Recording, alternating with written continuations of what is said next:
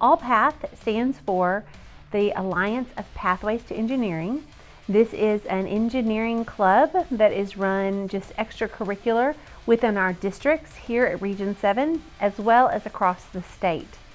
The purpose of those clubs is to help kids develop a vision of career paths and interests and college paths in STEM fields, particularly in engineering.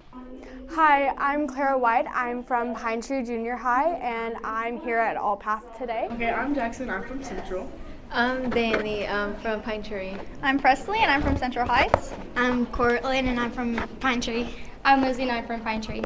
When students are solving an engineering problem, they're actually placed in groups with kids they've never met before, and they have to learn how to communicate and collaborate in those settings, which then practices on the soft skills. I did learn how to be more of a team player. Introduced because I wanted to learn how to build my communication skills and know how to do teamwork, stuff like that. That was my main goal.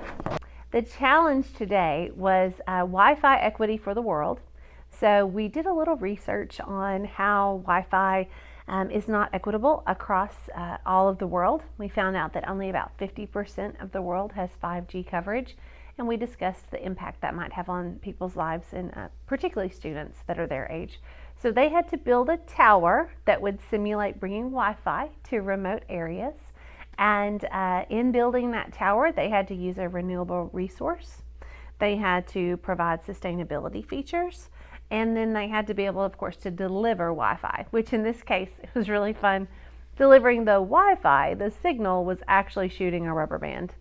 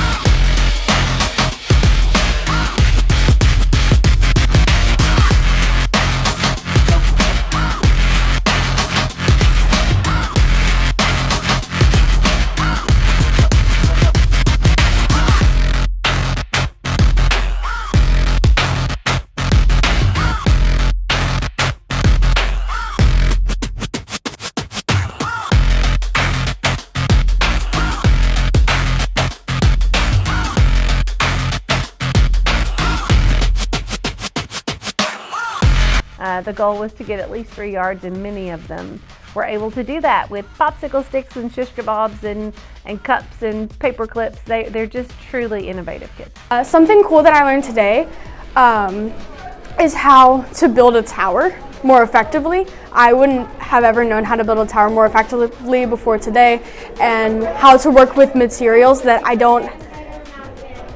are a little bit harder to work with rather than easier to work with. Yeah, so this is your design today, Yeah, right? it's So what was challenging about this particular design? stabilizing Yeah, the base. stabilizing the bottom. So if you look right here, we had this one stabilized the most because we were planning to pull from it. So it was supposed to be like this, and as we were pulling it when we were shooting, the first time it had broken off, and so I was the one holding on the base, and she was pulling the rubber band, and Presley had thought that we pull it this way to shoot the rubber band, and it worked, and we shot more than 3 yards.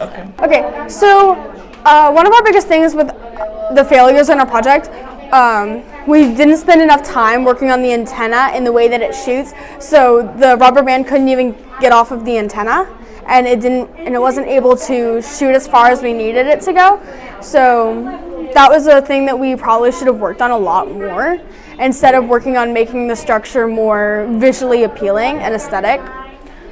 I'd say that one of our greatest challenges was also making sure that the structure was sturdy, because we had to stick the skewers inside of this little disc thing, but the skewers kept coming out.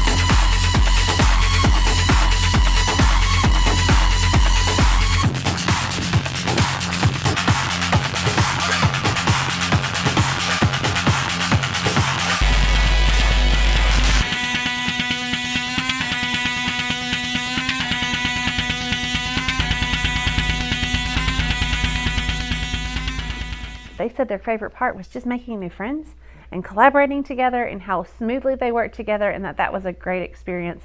And that stood out to me because it takes a lot of courage to deal with new people that you've never met, especially in a little bit of a stressful situation.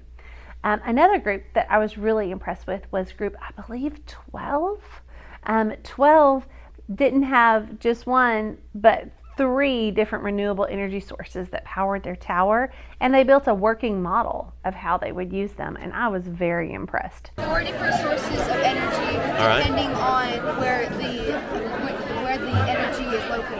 All right, so tell me about them. What are we looking at? If it rains a lot, we use a dam. All right. If it's sunny, like in Cuba, we use solar energy. Okay. If it's windy, we use a wind turbine. Oh, that's cool. Nice. And then we use eco, which is geothermal. Yeah. Which is used from the earth.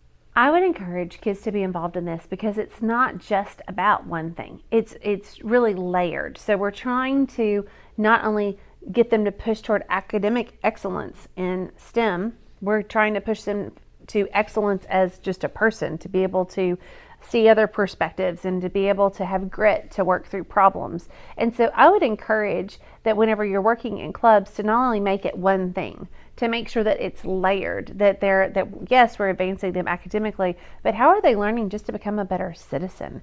How are they learning to accept people who are different than them? How are they learning to work through a problem and not give up? And that's one thing I really love about the Alliance for Pathways to Engineering is all of those pieces are there. They work with new people. They problem solve. They have to be creative. They have to use their scientific and mathematical knowledge to be able to do this. So create opportunities for kids that challenges them as a holistic child and not just one dimension, so that really we're developing well-rounded kiddos to put out into the system.